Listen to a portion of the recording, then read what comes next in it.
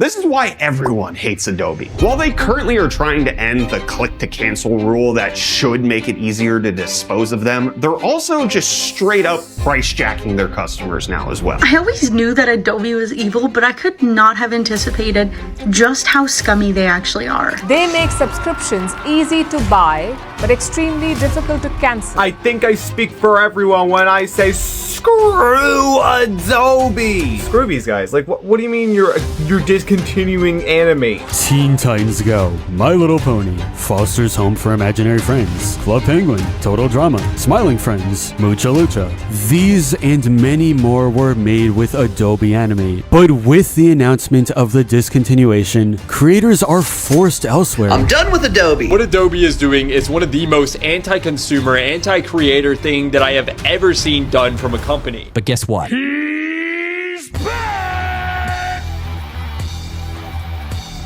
In June 2024, the Federal Trade Commission and the Department of Justice accused Adobe of trapping customers in year-long contracts disguised as monthly plans, hiding a 50% early termination fee in the fine print, and forcing anyone who tried to cancel through a flow of dropped calls, transfers, and stalling representatives. 2 weeks earlier, Adobe had pushed an updated terms of use that allowed them steal creator works to train AI. Despite all these scandals, for Adobe, it was business as usual. But people are fed up, and they're seeking other ways to make Adobe pay for their crimes, including cracking the software and distributing it online for free. And how can you blame them? Adobe is terrible now, but to understand how Adobe got so evil, we need to first look at how Adobe became untouchable in the first place. By the early 1990s, anyone who needed to retouch a photo, build a magazine cover, or composite an ad on a desktop computer had basically one tool worth using. Photoshop showed up early, did things most other software couldn't do, and ran on a normal Mac instead of the specialized workstations the print industry had relied on for years. Word spread through the industry like wildfire. A photographer would show their friend what they had just pulled off with Photoshop, and that friend would be indoctrinated into the Adobe ecosystem only to show his other friend what he had also pulled off in Photoshop. Ad agencies started hiring for it. Media companies started paying for it. Photoshop was the key creative tool used for magazine covers, movie posters, album covers, and even things like creating memes.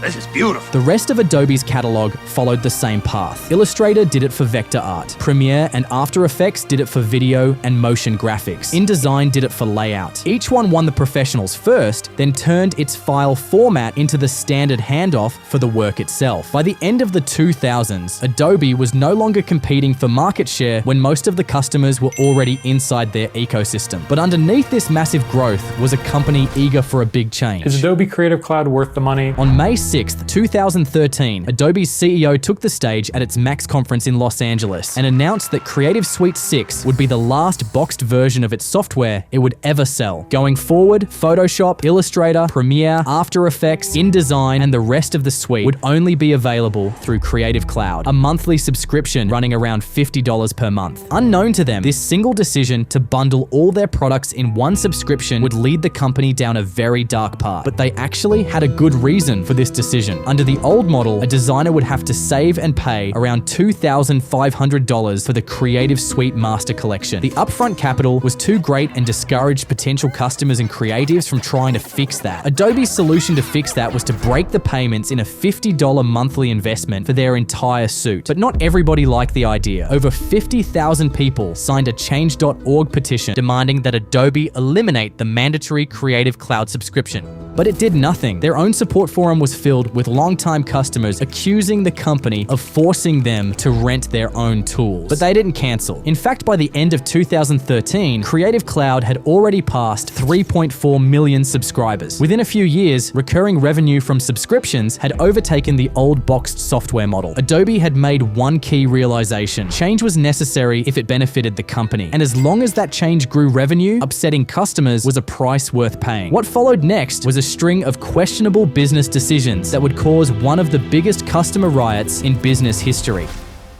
With one simple membership, you can download every Adobe Creative app and the latest new features. Everything's connected, so all your apps and assets are always up to date and right at your fingertips. Creative Cloud also comes with great services. In 2019, people started noticing something strange. When a customer signed up for Creative Cloud on Adobe's website, Adobe pre-selected the annual paid monthly plan as the default. The plan looked like a normal month-to-month subscription. It advertised a monthly price. It billed monthly, but it quietly locked the customer into a 12-month contract. If you cancelled within the first 14 days, Adobe refunded you. But after you cancel after that, Adobe charged an early termination fee equal to 50% of the payments remaining on the year. This means if you signed up for a $60 per month plan canceled halfway through, you had to pay Adobe a surprise bill of around $180. Adobe called it a cancellation tax, and when people cried out about it, they simply said it was part of their terms and conditions which you agreed to before paying. And they were not wrong. The only problem was they were buried in endless legal rhetorics that most people never read. Customers were pissed, but the data suggested the business was booming. Because bro,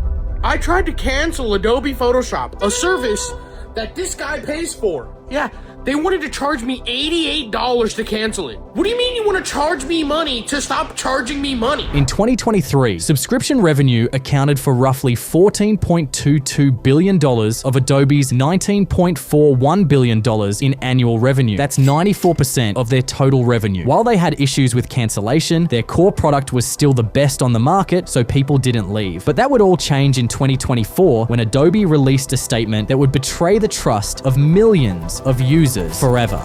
Big news just dropped for anyone using Adobe products like Photoshop or Lightroom. On June 4th, 2024, Adobe users opened Photoshop, Illustrator, and the rest of the Creative Cloud apps and ran into a mandatory pop-up. The pop-up asked them to accept an updated terms of use. The app would not run until they agreed. The line that triggered the panic was one sentence. Adobe said it may access your content through both automated and manual methods, such as for content review. Content, under Adobe's definition, included anything a user uploaded, imported, or created inside the software. Concept artist Sam Santala screenshotted the pop-up and posted it to X. So am I reading this right? I can't use Photoshop unless I'm okay with you having full access to anything I create with it, including NDA work. The post pulled in more than 12 million views. Hours later, Santala followed up with 2 more screenshots showing that Adobe would not let him uninstall Photoshop, contact support, or sign in to cancel his subscription without agreeing to the new terms first. The professional design community piled on within hours. Veda Schneider, a designer whose client list includes DC Comics and Nike, posted, "If you are a professional, if you are under NDA with your clients, if you are a creative, a lawyer, a doctor, or anyone who works with proprietary files, it is time to cancel Adobe. Delete all the apps and programs. Adobe cannot be trusted." Adobe spent the next week in reactive mode. Scott Belsky, Adobe's chief strategy officer, replied to Santala saying, "Adobe does not train any Gen AI models on customers' content." Adobe followed with a blog post saying it should have modernized its terms of use sooner and promised a rewrite. On June 18th, Adobe published a new version of the terms that explicitly stated it would not train generative AI on customer content and clarified that it did not scan files stored locally on a user's computer. By this point, customers had began to turn their back on Adobe. Scroll through any Reddit thread or YouTube comment section and you'll find people talking about how much they dislike the company's practices, but they stayed because at the core, the product had not changed. Those who grew up on Photoshop were not going to migrate their entire workflow to a new service when Photoshop still operated fine. But that all changed in August 2023 when Adobe began screwing with the very software that made them untouchable in the first place.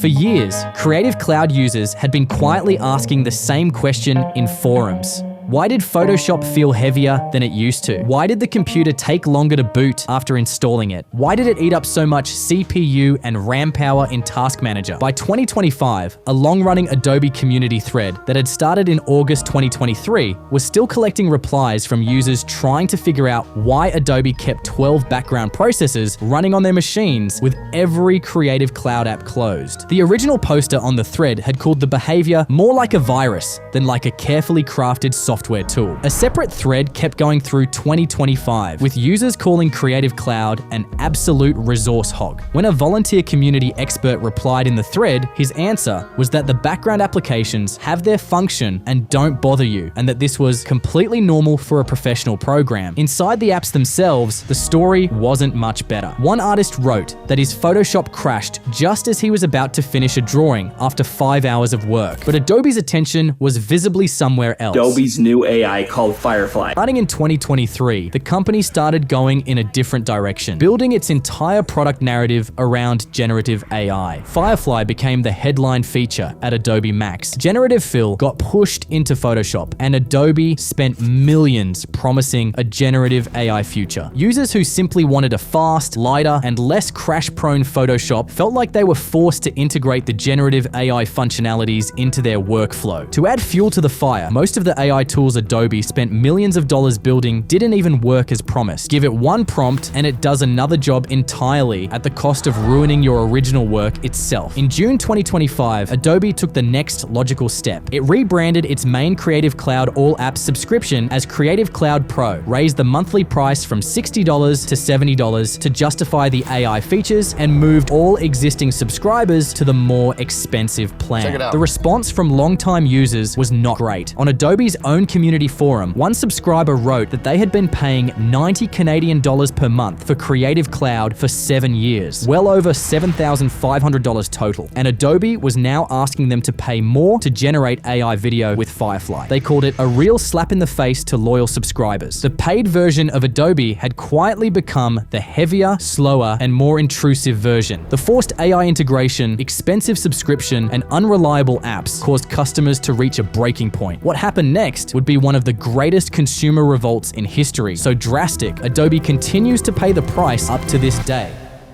Somewhere between the cancellation fee scandal, the terms of use backlash, and the AI price hike, pirating Adobe is morally correct, stopped being something people said as a joke, and became something that represented a movement. The phrase had been floating around creative Twitter and Tumblr since 2023, when one artist posted that it was always morally correct to pirate Adobe software, especially when they snatch data from your private artwork and feed it to their content analysis for machine learning. Around the same time, game developer Dave Oshry tweeted the same line as a flat statement: "It's always morally correct to pirate Adobe software." After the June 2024 terms of use scare, the phrase spread fast. Know Your Meme cataloged "You can always pirate Adobe products" as its own entry, meaning it became a recognized internet catchphrase people used to criticize Adobe. Soon, the format became a reusable meme for any company people saw as exploitative. On TikTok, creators celebrated pirating Adobe products and even taught each other how to do it too. Some creators didn't even do it for the money. They just wanted to teach Adobe a lesson, not to ever push customers to the wall again. I'm going to assume that I own this product now and no longer need to pay a monthly fee. And by own it, I mean I'm going to download it illegally. Do what you want because a pirate is free.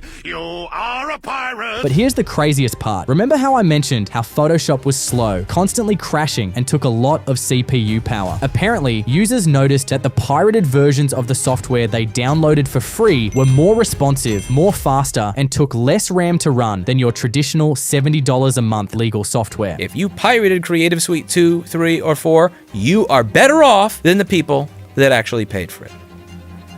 It's fucked up, but it's true. And this one realization would completely change the narrative of piracy for the entire community. But here's the thing, pirating Adobe actually helped the platform in more ways than we realize. You see, for most of Adobe's life as the creative industry standard, the fastest way to become a Photoshop user was to download a cracked copy. Students, hobbyists, freelancers in countries where a subscription cost more than a month's rent, and broke teenagers curious about design but couldn't afford it basically had only one option: piracy. They pirated Photoshop, Illustrator, or Premiere Pro and taught themselves how to use them. That was their beginning of Adobe's user pipeline. When they grow older, start working a normal job, and start making some money, who do you think they'll turn to first? A completely new software they never learned, or the same software they've been using since their teenage years? Of course it's Adobe. But even with this established knowledge, Adobe always and probably will continue to hate piracy because they believed it was theft. And this hatred would lead them on one of the biggest crackdowns in in piracy history. Adobe spent 20 years publicly calling it theft, running anti-piracy campaigns, and working with the Business Software Alliance to pursue and punish commercial offenders. But to understand why they hate it so much, you have to look at their finances. In the quarter ending March 2024, subscriptions accounted for 95% of Adobe's $5.18 billion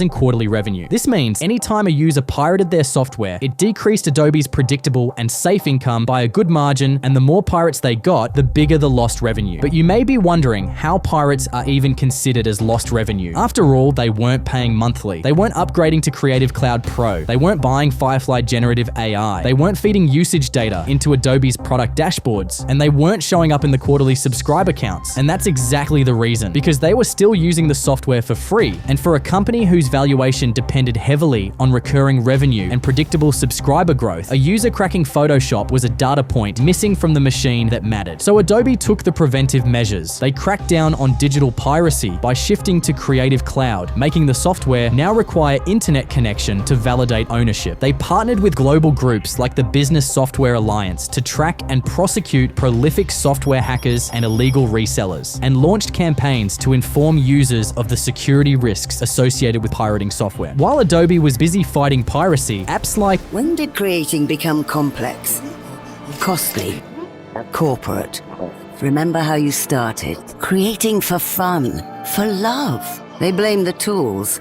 We say, don't blame them, change them. Affinity by Canva launched on Mac and Windows for free, allowing creatives, students, and basically anyone tired of Photoshop's troubles migrate into a single unified app with 3 modes for pixel, vector, and layout work for free. Affinity CEO called the move a commitment to your creative freedom and promised Canva wouldn't use Affinity work to train its AI models. To truly empower professional creatives, we need to rewrite the rules of the industry. So, we're really proud to announce that the all-new Affinity is entirely free, forever, for everyone.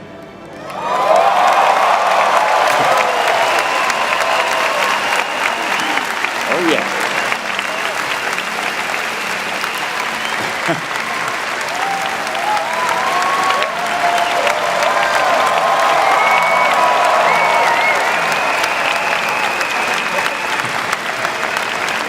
How cool is that? This isn't a stunt, it's a statement. It's our commitment to your creative freedom, making all of these tools available at no cost. Now every student, every freelancer, every studio, every enterprise has equal access to professional creativity. Because creativity, we believe, is not a luxury, it's a right. The response was immediate. More than 1 million people signed up for Affinity in the first 4 days. And Adobe's stock dipped on the announcement. Design blogs that had spent years describing Adobe as the only serious option for professional work started running comparison pieces and migration guides instead. The dam has finally burst, and this could be the most monumental shift I've ever seen in the creative industry. Everybody is running away from the Adobe Creative Clouds, which has softwares like Photoshop, Illustrator, Lightroom, and so on, and they're all running to the Affinity suite. Affinity wasn't the only door opening either. In the video editing world, DaVinci Resolve's free version was pulling professional editors out of Premiere's orbit at the same time. For 20 years, Adobe got to have it both ways. The people pirating Photoshop were not the ones Adobe needed to worry about, yet they did. Adobe had spent a decade making decisions that only made sense for them and less for the consumer. The cancellation trap, the terms of use pop-up, the AI price hike, the bloat. They pushed consumers to the point where paying expensive fees didn't feel justified anymore, and now they're finally realizing what it really looks like to push people to the wall. And if you enjoyed this video, please consider subscribing to help me reach 50,000 subs before the end of the year. I would really appreciate it, and stick around because I have a really exciting video coming next week.